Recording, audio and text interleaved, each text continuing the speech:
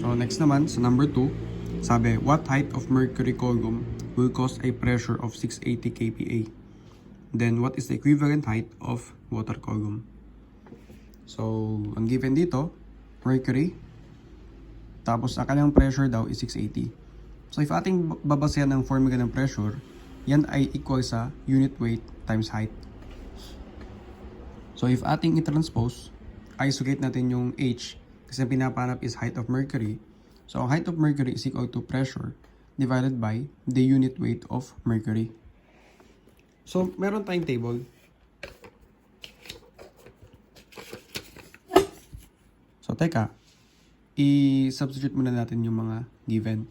So, ang pressure is 680 kPa, which is the same as 680 kN per m square.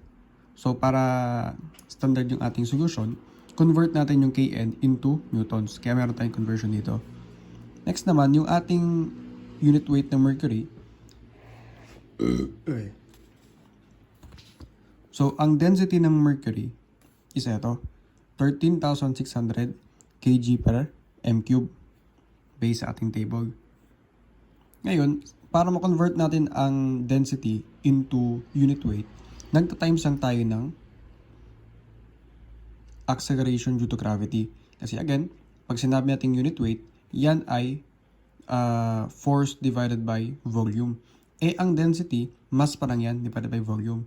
So, to convert mass into force, multiply it by the acceleration. Sa case neto, acceleration due to gravity. So, kinagabasan, 5.09 meters. Yan ang height of mercury. Ngayon, to convert naman ito into the height of water, kasi sabi dito, what is the equivalent height of water column? Meron tayong pwedeng dalawang method. So, first is ito.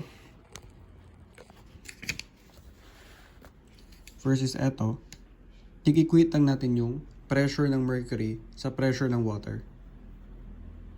So, kumbaga, per material or per fluid, expect natin na magkakaroon siya ng equality.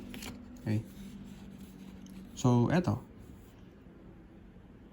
Pressure in mercury is equal to the pressure sa water.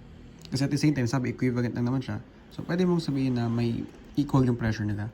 Pwede magkaiba yung height nila, pero equal yung pressure nila. So, wag natin pareho ang idea ng pressure sa height. So, kahit magkaiba ang height nila, pwedeng the same yung pressure nila. Kasi, kung tutuusin, mas mabigat ang mercury.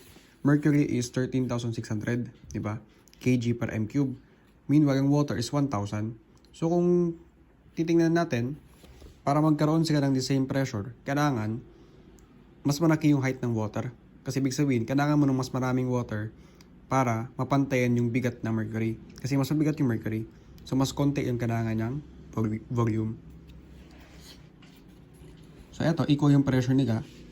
So, ang unit weight ng mercury, again, yan ay density times yung acceleration due to gravity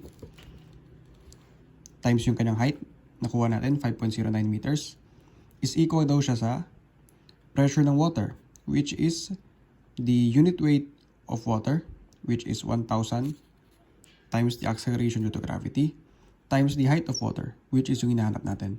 So, ship solve, ang makukuha natin is 69.22 meters. So, sa ating makikita, mas matangkad ang height ng water column kesa sa height ng mercury. Kasi again, yung mercury mas mabigat. So, di niya kailangan ng masyadong mataas na height.